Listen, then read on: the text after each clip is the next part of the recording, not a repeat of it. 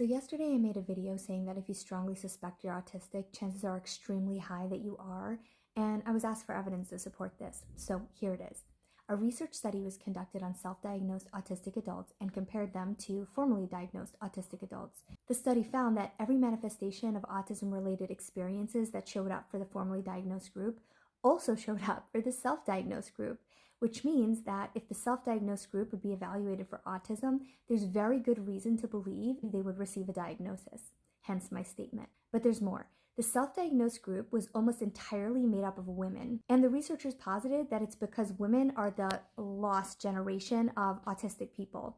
There are many reasons this is likely the case, including the fact that the diagnostic criteria were literally created with the young boy presentation of autism in mind, but also because autistic girls learn to mask almost all their visible signs of autism from a very young age. This is particularly true for lower support needs autistic girls, but has also been the case for higher support needs autistic girls. So like I said yesterday, if you're undiagnosed but strongly suspect you're autistic, chances are high that you are.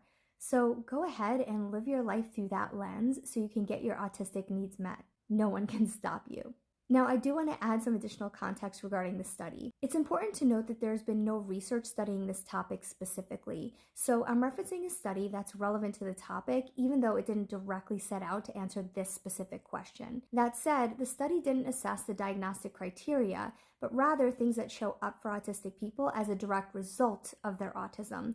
Things like quality of life, self-esteem, stigma, and autistic identity. So while the study couldn't and didn't diagnose anyone, it showed that the lived experiences of self-diagnosed autistic people matched those of formerly diagnosed autistic people almost exactly, which is extremely important because these are not experiences that typically show up altogether unless a person is actually autistic. So while the study itself doesn't prove that the self-diagnosed individuals in the study would definitely have received a diagnosis, it makes a strong and compelling case that many likely would. Okay, that's all I got for now. I would love to know what you think about all of this in the comments. And as always, if you like this type of content, follow for more.